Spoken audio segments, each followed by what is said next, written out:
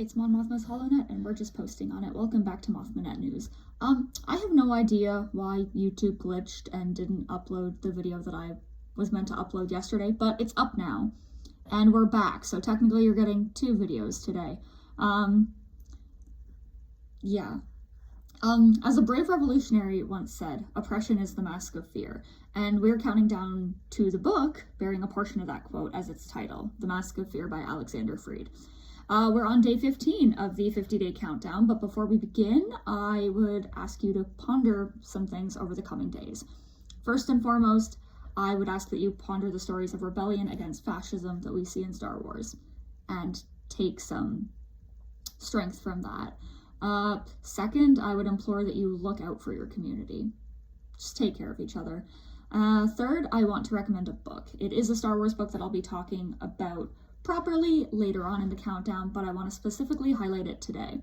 The Rise and Fall of the Galactic Empire by Chris Kemshall is an amazing read, albeit very difficult at times to, read and not feel pain. While it focuses on a fictional world, we should remind ourselves that Star Wars is an allegorical story. Remember that you're not alone, that you're not overreacting. We don't know what the future brings, but I do implore all of us to recognize the privileges that we do hold and use them to benefit those in our community who may lack those privileges. These dark times will end and we will return to the light. All rebellions are built on hope, and hope is like the sun. If you only believe in it when you can see it, you'll never make it through the night. Our futures will not be burned, and we will see the sun rise. Day 15 of the countdown is about Andor, Season 1, Episode 10, One Way Out. Mon really only has one scene in this episode, but it is incredibly pivotal for her entire family, and the rebellion. And essentially, because it's pivotal for the rebellion, it's also pivotal for the future of the entire galaxy as a whole. Enter Davos Sculdun, the wealthiest Chandrilan thug of them all. Will he be Mon and Tay's saving grace, or will he potentially cause more problems? The answer to that remains to be seen, though I think it may be a bit of both. I think there's a little bit of a blessing in disguise there. More on that later, because there's a lot to tackle at the moment. From the moment that the scene begins, Mon is incredibly defensive. She is on the defensive, and I don't think she's wrong for that. She's technically on her home turf, but is she? Because her home turf is state property, and she doesn't have as much control there as she might desire, or that some other people might think that she has. So in some ways, she's very much on equal footing with Sculdun in this, even though he is holding the power in the conversation, because they have come to him for help. It sucks. The whole situation sucks.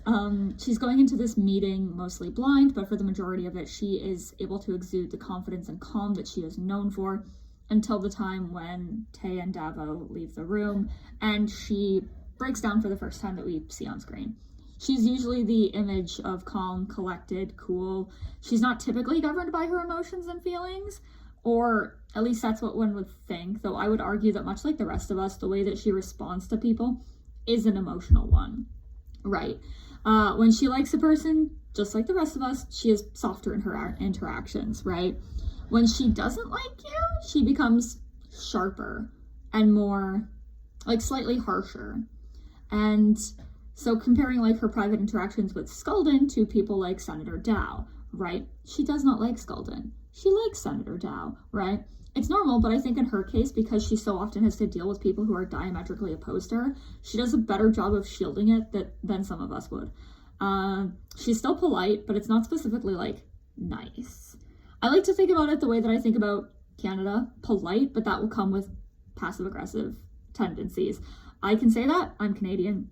And it's true. I think the thing that really puts Mon on the more polite, passive-aggressive bit is when Sculdun mentions Perrin. Because before that, she's able to, have a little back and forth, and then he's just like, oh yeah, I've met your husband several times, and she's like, yeah, I'm sure. Right? Immediately shuts it down, and he's like, oh, so that's not what we're not going to be talking about that today. And she's like, no. Right? And so Tay kind of has to be a little bit nicer and be like, hey, we've discussed this, I told you what we're talking about today, right? So Tay very much has to be that guy, because he's like, oh no, okay, great. She's the politician, but I have to be diplomatic today. And of course, we don't know certain things about Perrin at this point in the story, but by the end of the season, we are aware that he had a gambling problem, and we can kind of assume why and how he knows Skulldun. With regards to Skulldun's request, I think that, like, Mon was blindsided and cornered and kind of strong-armed into it because she didn't have a choice, right?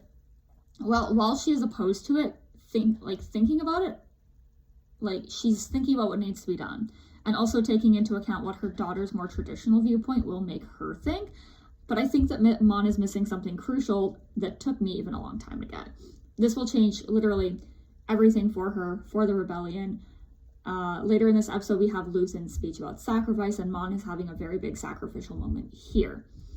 I think that if it was about sacrificing herself, she would not be opposed to it quite as much because, you know, that's self-sacrifice. But when it comes to sacrificing her daughter to something that she herself has suffered because of, it is very different. While I'm not condoning Chandrilan tradition here, I want to make that very clear. I do not support child marriage. I am speaking about the context of the story and what this can mean for Lyta's future, the future of the galaxy, the future of the rebellion. Again, there is one way out. So, Skulldun's offer might not actually be dangerous, and it might not be the worst thing in the world.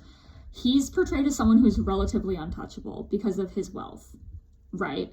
They're going to him for help covering up what would be a massive financial scandal, completely devastating.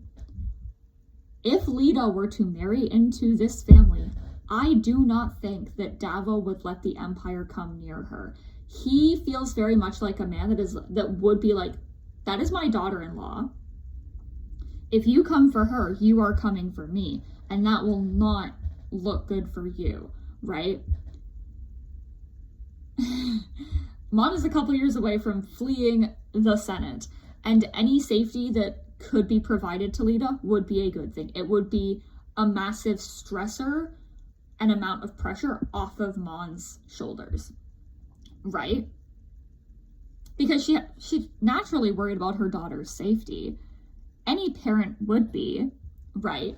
So, you know, with that though, she also needs to make sure that she plays along with Skulldun for even longer, right? So it's a double-edged sword. There is no real win for Mon here, right? This also brings up a question that leans into fascism. Is security, or the illusion of security, worth sacrificing freedom for? Also, Lyta may take an interest in these Chandrilan traditions now, as she is essentially part of a diaspora that is longing for connection to home and culture and clinging to the most extreme parts of that culture. But once she actually has a fully developed brain, will that still be what she believes in? Should the beliefs that one holds as a child, struggling for a place in the galaxy and struggling for acceptance, have to live with the repercussions of that forever and be condemned to hold onto the things and be held to the things that they believed before they knew better? I don't think so, right? In the following episode, we learn that Mon participated in these traditional activities as well. And now that she's grown up, she no longer approves of these things, approves of these traditions. She doesn't want this for her daughter. So I would argue that no, because we have literally seen that grown-up Chandrilans do not approve of these traditions, but they're going to continue on because that's how traditions are. Sometimes they're going to, in some ways, kind of feel necessary and that you need to participate, right? Your position making the choices for you. You do not really have a say in what is going to happen, right? Lyta may change, or perhaps her circumstances will give her a life where she can continue partaking in tradition and taking comfort in it. We don't know. Another aspect I want to shed light on is when Skulldun says that neither he nor Mon has lived a life that encourages nonconformity. Fascism demands conformity. And no, the people who live under a fascist regime are not encouraged to break conformity and be individuals. Individualism was not something that the Empire gave half a fuck about, right? That's why the stormtroopers had helmets, so that you could not tell that they were individuals underneath there. They were meant to look as one. They were meant to be one. They're meant to be disposable, replaceable, right? The Empire and fascists benefit from conformity in all regards. Davos telling her that they're hiding in plain sight, all of them, right?